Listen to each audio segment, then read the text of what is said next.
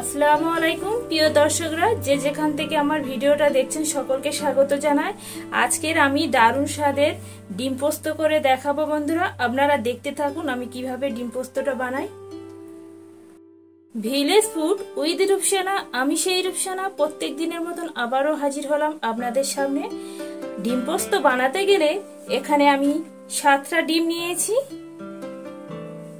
আর নিয়েছি পোস্ত বাটা। এখানে আমার 1 বাটি পোস্ত বাটা আছে, আর নিয়েছি 3টে পেঁয়াজ কুচি, আর নিয়েছি 1 চা চামচ আদা রসুন বাটা। ডিম পোস্ত এইসব উপকরণ দিয়ে করব আমি। ডিম পোস্ত বানানোর জন্য আগে থেকে আমি ফ্রাই প্যান একটা বসিয়ে দিয়েছি। এর মধ্যে আমি পরিমাণ মতন তেলটা আমার এখানে গরম হয়ে গেছে। এখানে আমি পরিমাণ মতন নুন অ্যাড করব, 1/2 চা চামচ হলুদ গুঁড়ো অ্যাড করব, আর 1/2 চা চামচের থেকে একটু কম আমি লঙ্কা গুঁড়ো অ্যাড করব। করে আমি এইভাবে মশলাগুলো তেলের মধ্যে মাখিয়ে নেব। এবার আমি এই ডিমগুলো আমি তেলের মধ্যে দিয়ে ভেজে নেব। ডিমগুলো আমি এইভাবে একটা ছুরির সাহায্যে এইভাবে চিড়ে নেব, যাতে সমস্ত রকম মশলা ডিমের মধ্যে ঢুকে যায়। দিয়ে আমি এইভাবে সমস্ত ডিমগুলো চিড়ে নেব। এই যে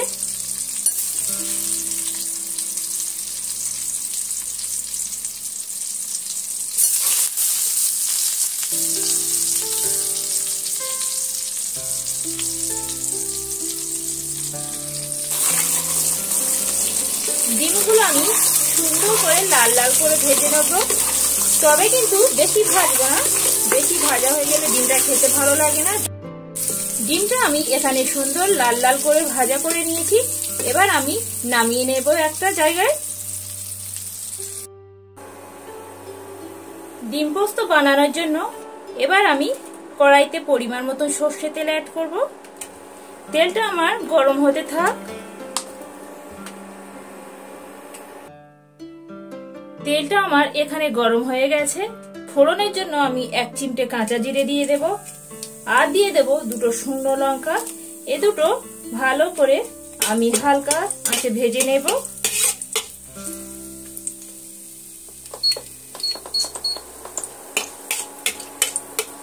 এখানে আমার ভাজা হয়ে গেছে। এবার আমি আগে থেকে যে পেঁয়াজ কুচি রেখে দিয়েছিলাম, সেই পেঁয়াজ কুচিটা আমি এর মধ্যে তেলের মধ্যে অ্যাড করে দেব।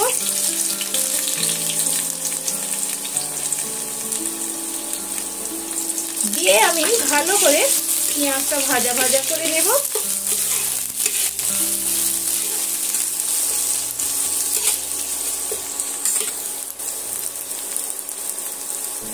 এবার আমি স্বাদ অনুযায়ী নুন অ্যাড করব।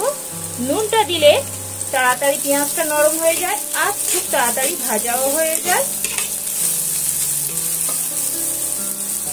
এবার দেবো 1 চা চামচ হলুদ গুঁড়ো, আর দেব 1/2 চা চামচের একদম কম মতন লঙ্কা গুঁড়ো। দিয়ে আমি ভালো করে পেঁয়াজটা আবারও ভাজা ভাজা করে নেব।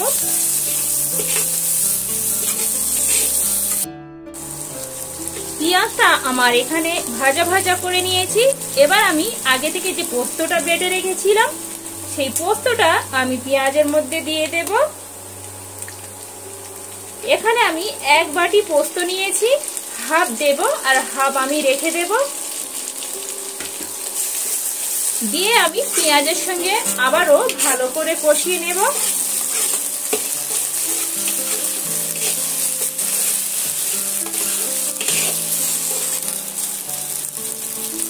এবার আমি পোস্ত বাটার সঙ্গে আমি এখানে 1 চামচ একদম উঁচু করে নিয়েছি আদা রসুন বাটা, সেটা আমি এর মধ্যে অ্যাড করে দেব। দিয়ে আমি আবারও ভালো করে কিছুক্ষণ ধরে কষাতে থাকবো, যতক্ষণ না আদা রসুনের কাঁচা গন্ধটা চলে যাচ্ছে আর সুন্দর একটা কড়া থেকে তেল ছাড়ছে, ততক্ষণ আমি কষিয়ে নেব। এখানে আমি ভালো করে কষিয়ে নিয়েছি। এবার আমি কিছুটা পরিমাণে পানি অ্যাড করব। পানিটা অ্যাড করে আবারও কিছুক্ষণের জন্য ভালো করে আমি এটা রান্না হতে দেব। তারপরে দেখাচ্ছি বন্ধুরা। বন্ধুরা আমরা অনেক রকম ডিম খেয়েছি, ডিম আলু দিয়ে ঝোল খেয়েছি, ডিম কষা খেয়েছি, অনেক রকম ভাবে ডিমের অমলেটও করে থাকি। বন্ধুরা এইভাবে হলেও ডিম পোস্তটা একবার বানিয়ে দেখবেন, খুবই সুন্দর লাগে। এইভাবে করলে ছোট থেকে বড় সবাই ডিম পছন্দ করে, আর ডিম খেতে খুবই সুন্দর লাগে। এইভাবে হলো বন্ধুরা একবার বাসায় ট্রাই করে দেখবেন, ডিম পোস্ত খুবই সুন্দর লাগবে। দুপুরে পোস্তটা আমি রান্না হতে দিয়েছিলাম, আর সেটা আমার রান্না হয়ে গেছে আর সুন্দর একটা তেল ছেড়ে দিয়েছে। এবার আমি আগে থেকে যে ডিমগুলো আমি ভাজা করে রেখেছিলাম, এই যে দেখা পাচ্ছেন, আমি এর মধ্যে দিয়ে দেব। দিয়েও এইভাবে কিছুক্ষণ আমি ডিমের সঙ্গে এইভাবে কষিয়ে নেব সমস্ত মশলা। আর আগে আমি বলে দিয়েছিলাম যে পোস্তটা আমি কিছুটা রেখে দিয়েছিলাম, সেটা আমি এবার এর মধ্যে অ্যাড করে দেব। দিয়ে এটাও আমি 5 মিনিটের মতো, এখানে আমার 5 মিনিট হয়ে গেছে। 5 মিনিট পরে দেখাচ্ছি বন্ধুরা, এই যে কত সুন্দর একটা তেল ছেড়ে দিয়েছে আর ফ্লেভারটা কত সুন্দর দেখাচ্ছে বন্ধুরা।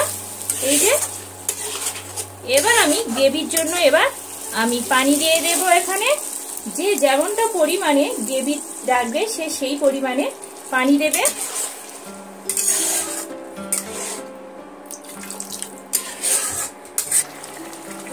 এবার আমি ঢাকা দিয়ে দেব। ঢাকা দিয়ে এবার আমি কিছুক্ষণের জন্য রান্না করতে দেব বন্ধুরা। এবার আমি ঢাকা খুলে দেখাচ্ছি বন্ধুরা। দেখতে পাচ্ছেন বন্ধুরা, আমার এখানে ডিম পোস্তটা একদম রেডি হয়ে গেছে। এবার আমি এর মধ্যে আমি 1/2 চা চামচ জিরে মরিচের গুঁড়ো অ্যাড করে দেব। দিয়ে আমি এইভাবে ডিমের সঙ্গে মাখিয়ে নেব।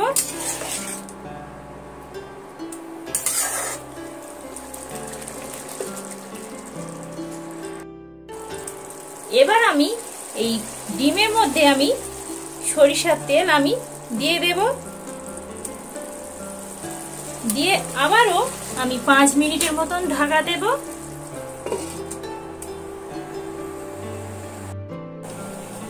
এবার আমি ঢাকা খুলে দেখাচ্ছি বন্ধুরা। দেখতে পাচ্ছেন বন্ধুরা, আমি যে কাঁচা সরষের তেলটা দিয়েছিলাম, এই ডিমের সঙ্গে পোস্ত বাটা আর ডিম একদম কাঁচা তেলটা মাছ দিলেই খুবই সুন্দর হয়, এর স্বাদ দ্বিগুণ বেড়ে যায়। বন্ধুরা এইভাবে হলো আমার মতন একবার ট্রাই করে দেখবেন, খুবই সুন্দর হয়, দারুণ খেতে হয় বন্ধুরা।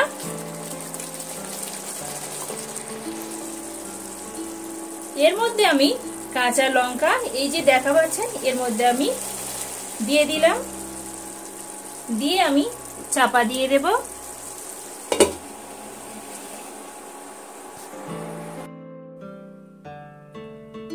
এখানে আমার ডিম পোস্তটা একদম রেডি হয়ে গেছে। এবার আমি একটা পাত্রে নিয়ে দেখাচ্ছি। দেখতে পাচ্ছেন বন্ধুরা, আমার এখানে ডিম পোস্ত একদম রেডি হয়ে গেছে বন্ধুরা। এইভাবে হলো বাসায় একবার ট্রাই করে খেয়ে দেখবেন কেমন লাগে। বন্ধুরা আমার এই ডিম পোস্ত রেসিপিটা যদি ভালো লেগে থাকে বন্ধুরা, একটা লাইক কমেন্ট শেয়ার করতে ভুলবেন না। আমার নতুন নতুন ভিডিও পেতে গেলে চ্যানেলটি সাবস্ক্রাইব করবেন প্লিজ বন্ধুরা, প্লিজ।